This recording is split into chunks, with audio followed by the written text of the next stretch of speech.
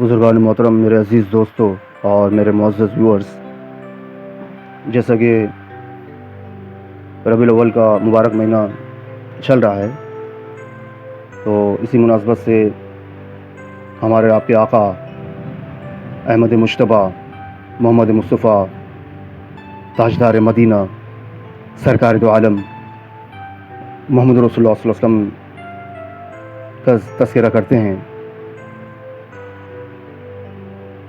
ایک مرتبہ ہمارے آپ کے آقا جناب محمد رسول اللہ علیہ وسلم نے صدیق اکبر کو پھٹے کپڑوں میں ملبوس دیکھا تو فرمایا، ابو بکر، تم پر ایک وقت خوشحالی کا تھا، اب تمہیں دین کی وجہ سے کتنی مشقتیں اٹھانی پڑ رہی ہیں۔ صدیق اکبر نے تڑپ کر کہا، آقا، اگر ساری زندگی اسی مشقت میں گزار دوں اور شدید عذاب میں مبتلا رہوں، یہاں تک کہ ٹھنڈی ہوا کا جھونکا بھی نہ لگے، اے محبوب صلی اللہ علیہ وسلم، آپ کی رفاقت کے بدلے یہ سب کچھ برداشت کرنا میرے لیے آسان ہے۔ سبحان اللہ۔ سنا آپ لوگوں نے میرے ویورز صدیق اکبر کا جذبہ محبت۔ ایک صحابی اور ہے حضرت زید بن دسنہ، ان کا عجیب غریب واقعہ ہے جس پر کفار مشرکین نے بھی حیرت و تعجب کا اظہار کیا ہے۔ جب حضرت زید کو تختہ دار پر چڑھایا جا رہا تھا تو اس موقع پر ابو سفیان نے کہا کہ اے زید، کیا تمہیں یہ پسند ہے کہ تم اپنے گھر والوں کے ساتھ اطمینان سے رہو اور تمہاری جگہ پر محمد کو نعوذ باللہ تختہ دار پر چڑھایا جائے، پھانسی دی جائے؟ اس موقع پر حضرت زید نے ابو سفیان کو جو جواب دیا وہ سیرت کی کتابوں میں جلی بولڈ ٹاپکس وہ عنوان وہ ورڈز الفاظ کے ساتھ موجود ہے۔ حضرت زید نے فرمایا، واللہ، اللہ کی قسم، میں تو اس بات کو بھی پسند نہیں کرتا کہ میرے آقا اپنے مقام ہی پر رہیں اور انہیں کوئی کانٹا بھی چھپ جائے اور میں اپنے گھر میں آرام سے بیٹھا رہوں۔ حضرت زید کے اس جواب سے حواس باختہ ابو سفیان نے کہا کہ کوئی انسان کسی انسان سے اتنی محبت نہیں کرتا جتنی محمد کے ساتھی محمد سے کرتے ہیں صلی اللہ علیہ وسلم۔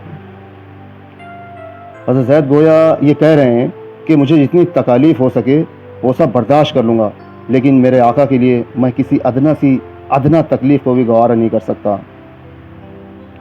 حضرت عبداللہ بن زید بن عبد ربا، جو صاحب اذان کے لقب سے مشہور تھے، اپنے گارڈن میں کام کر رہے تھے۔ اسی حالت میں ان کے صاحبزادے نے آ کر یہ اندوناک خبر سنائی کہ آقا وصال فرما گئے ہیں، آقا اس دنیا سے پردہ کر گئے ہیں۔ عشق نبی صلی اللہ علیہ وسلم سے سرشار، عشق رسول صلی اللہ علیہ وسلم میں سرمست یہ صحابی اس جان گداز خبر کی ضبط اور تاب نہ لا سکے۔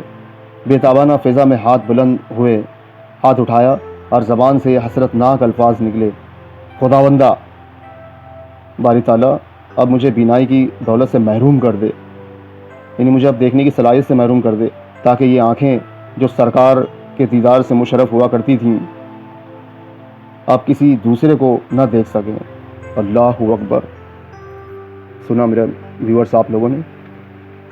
ہے ہمارے ایسے جذبات آقا کے لیے؟ صحابہ کرام رضی اللہ تعالیٰ عنہ اجمعین اطاعت رسول صلی اللہ علیہ وسلم کے لیے کس طرح دل و جان سے ہر وقت تیار رہتے تھے۔ اب آقا کی اطاعت کے بارے میں صحابہ کا طرز عمل سنیے۔ اسے اپنی نجات کا ذریعہ سمجھتے اور اس کے مقابل پر نفسانی میلانات و رجحانات کو یکسر نظر انداز کر دیتے تھے۔ آقا ایک دفعہ مسجد نبوی میں خطبہ ارشاد فرما رہے تھے۔ دوران خطبہ میں آقا نے فرمایا کہ اپنی اپنی جگہ پر بیٹھ جاؤ۔ حضرت عبداللہ بن رواحہ انصاری ابھی مسجد سے باہر ہی تھے کہ آقا کا ارشاد کان میں پڑا تو معاً ان کے قدم زمین میں گڑ گئے اور وہ اسی جگہ پر بیٹھ گئے اور اتنی بھی جرأت نہ کر سکے کہ مسجد میں اندر آ جاتے پہنچ لے تو اس حکم کی تعمیل کریں۔ آقا خطبے سے فارغ ہوئے تو کسی نے واقعہ آقا کی خدمت میں عرض کیا تو آقا صلی اللہ علیہ وسلم کو ان کے جذبہ اطاعت پر بڑی مسرت ہوئی، بہت بڑی خوشی ہوئی، اور آقا نے ان سے مخاطب ہو کر فرمایا اللہ پاک تمہارے دل میں اللہ اس کے رسول کی اطاعت کا جذبہ اور زیادہ کرے۔ یہ تھا صحابہ کرام رضی اللہ تعالیٰ علیہم اجمعین کا آقا کے ہر حکم تعمیل کا جذبہ، کہ شاعر بڑا اچھا کہتا ہے میرے قلب کو بھی نصیب ہوں تیری ذات سے وہی نسبتیں، میرے قلب کو بھی نصیب ہوں تیری ذات سے وہی نسبتیں، وہ جو عظمتیں تھیں اویس کی، وہ جو رابطے تھے بلال کے۔ سبحان اللہ۔ عشق و محبت کا ایک ایسا جذبہ دل میں پروان چڑھ رہا تھا کہ ہر ستم مسکرا کر سہنا ان کو لذت و چاشنی کی وہ حلاوت دے رہا تھا کہ جسم جل رہا ہے، قدم لڑکھڑا رہے ہیں، انگ انگ سے خون رس رہا ہے، پر دل پرسکون ہے، چہرہ مطمئن ہے۔ عشق بلا خیز کا یہ قافلہ سخت جان اپنے حبیب پر پروانہ وار نچھاور ہونے کی تمنائیں کیا دعائیں بھی مانگا کرتے تھے، اور کائنات نے وہ منظر بھی دیکھا کہ کچھ صالح اور پاکیزہ نفوس اپنی جان نچھاور بھی کر گئے، مسکراتے ہوئے تلواروں کے سائے میں عشق و محبت کی وہ داستانیں رقم ہوئیں کہ دنیا دیکھتی رہ گئی۔ بازو کٹ گئے ہوں کہ سر کٹے، پر یہ آخری مومنٹس، آخری لمحات کی تمنائیں بھی کرتے تو کہتے ہیں آخری ہچکی لگنے سے پہلے اپنے محبوب صلی اللہ علیہ وسلم کا دیدار ہو جائے، اور جان یوں نکلے کہ در محبوب پر نظر پڑی اور جان نکل جائے۔ ہنسی خوشی اپنوں کی جدائی کا غم سہ گئے، کوئی شکوہ شکایت نہیں لبوں پر، بس مسرت ہے، خوشی ہے جبین پر، تو صرف اس بات کی کہ ہم اپنے خالق اور اس کے محبوب کے حکم پر جان نچھاور کر گئے۔ محبت کا اس سے زیادہ کیا امتحان ہو سکتا ہے؟ محبت کا اس سے زیادہ اور کیا امتحان ہو سکتا ہے کہ بدر کے تپتے صحرا میں یہ جانثار ہنسی خوشی اپنے قائد اعظم کے پیچھے دوڑے جا رہے ہیں۔ انہیں بھوک پیاس کی شدت تو ہے، پر کہتے نہیں، بولتے نہیں، قدم زمین پر پڑ کر تپتی ریت سے جھلس رہے ہیں، پر اظہار نہیں کرتے۔ سامان حرب و ضرب کی بہت ہی زیادہ کمی ہے، ہتھیار بھی نہیں، سامان بھی نہیں، پر ملال نہیں، دکھ نہیں۔ دشمن طاقتور ہے، پر توکل میں اور اعتماد اور کانفیڈنس میں تزلزل نہیں۔ سامنے اپنے ہی بھائی ہیں، اپنے ہی باپ ہے، اپنے دوست و رشتہ دار ہیں، مد مقابل پر ان کے دل میں سوائے رب کی غلامی اور حب نبی صلی اللہ علیہ وسلم کے کسی کے لیے کوئی جگہ ہی نہیں۔ اپنی جان کے لالے پڑے ہوئے ہیں، اپنی جان کے لالے پڑے ہیں، بدن زخموں سے چور ہے، نکات و کمزوری اور تھکاوٹ نے چور چور کر دیا ہے، پر غم ہے کہ محبوب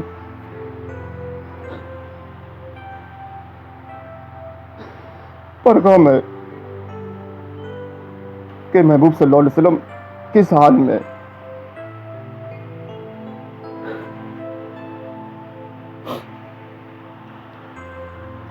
اور جب یہ سب ہوا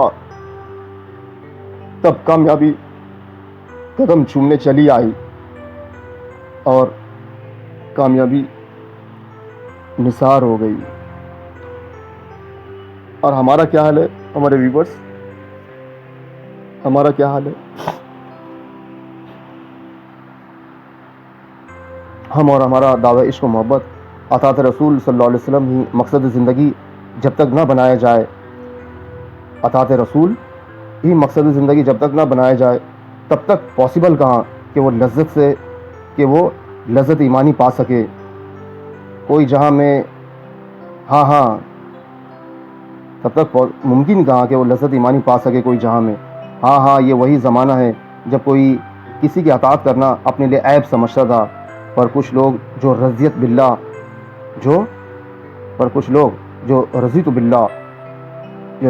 ربًا وبالاسلام دینًا وبمحمد رسول اللہ کا نعرہ لگا گئے تھے، ان کی زندگی کا مقصد ہی پیارے حبیب صلی اللہ علیہ وسلم کی فرمانبرداری تھا۔ زندگی کے ہر شعبے میں اطاعت کا نام ہی ایمان ہے، اور اپنی خواہشات کا گلا گھونٹ کر امتی ہونے کا ثبوت یہی ہے کہ ہر خواہش پر فرمان نبوی غالب رہے۔ اسی میں اس دعویٰ کی آبرو محفوظ ہے جس کی ہر کوئی اپنے لیے باعث افتخار سمجھتا ہے۔ اسی میں اس دعویٰ کی آبرو محفوظ ہے جس کو ہر کوئی اپنے لیے باعث افتخار سمجھتا ہے۔ مطلب عشق رسول صلی اللہ علیہ وسلم مطلوب ہے کامل اطاعت و فرمانبرداری۔ کیا ہم کھرے اترتے ہیں ایمان کے اس زاویے پر؟ کیا ہم کھرے اترتے ہیں ایمان کے اس اینگل پر، جو اینگل یا بیانیہ اسلامی تعلیمات کا منشا مطلوب ہے؟ یا ہم اپنی آنا کی تسکین کے لیے سر عام اپنے محبوب پیغمبر صلی اللہ علیہ وسلم کی بتائی ہوئی تعلیمات کے باغی ہیں؟